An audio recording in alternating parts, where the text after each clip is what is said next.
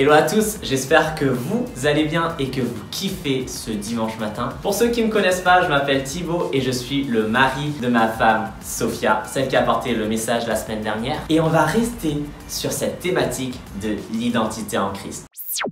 Le titre de mon message, c'est tout simplement pourquoi avoir cette identité en Christ. Avoir une identité en Christ, hashtag, c'est la base. Et cela me fait penser à l'histoire des 3 petits cochons. Je vais faire simple. Le premier petit cochon, il construit sa maison sur de la paille. Le deuxième, sur du bois. Et le troisième, sur de la brique. Et peut-être tu as compris déjà ce que j'ai envie de te dire, mais j'ai envie qu'on ait une identité en Christ comme ce petit cochon qui construit sa maison sur de la brique. Quelque chose de solide, quelque chose de basique. Et je ne sais pas toi, mais une maison, ça se construit pas sur de la paille, ça se construit pas sur du bois, mais ça se construit sur de la brique. Tu comprends un peu ce que je veux dire? Tu vas comprendre, le grand méchant loup, il arrive, il se passe quoi? Il va souffler sur la maison en paille, plus rien, sur la maison en bois, plus rien. Les 2 petits cochons qui en plus se sont moqués du 3e petit cochon parce qu'il prenait plus de temps à construire sa maison en briques, ils vont se réfugier où? Bah, chez le 3e.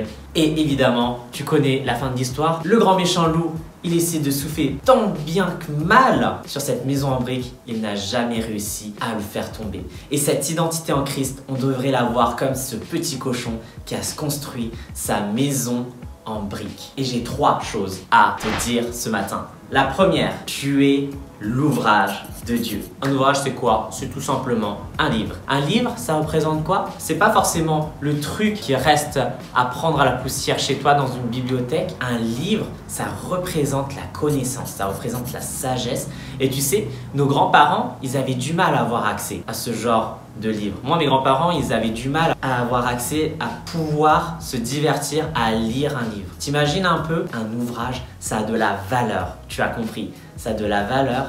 Et tu sais, c'est quoi le mieux dans tout ça? C'est quand tu as une connaissance et que tu veux la partager autour de toi. Ben, les gens ont cette connaissance, mais toi, tu la gardes toujours. L'argent, tu as 20 balles, tu as 20 euros, tu vas le donner à une personne, ben, tu n'as plus de 20 euros, tu as 0 euros, et la personne a 20 euros. Alors que là, quand tu as de la connaissance, tu as toujours cette valeur. Et tu es un ouvrage de Dieu. Ok? Éphésiens 2, verset 10 dit « Car nous sommes son ouvrage, ayant été créés en Jésus-Christ pour de bonnes œuvres que Dieu a préparées d'avance afin que nous les pratiquions. » Tu es un ouvrage de Dieu. Deuxième chose, tu es un enfant de Dieu. Tu es enfant de tes parents, évidemment, mais tu as 2 pères. Tu as ton père terrestre et tu as ton Père céleste. Et dans 1 Thessaloniciens 5, verset 5, ça dit quoi? Vous êtes des bons enfants de la lumière et des enfants du jour. Nous n'appartenons ni à la nuit, ni aux ténèbres. Je vais te donner un exemple. On va se mettre dans le noir. Bon, on est un peu plus dans le noir du coup, mais je vais te dire ce verset en image. Vous êtes des enfants de la lumière et des enfants du jour. Nous n'appartenons ni à la nuit, ni aux ténèbres. Et quand tu es une lumière, tu peux être une lumière pour une autre personne. Est-ce que tu le sais?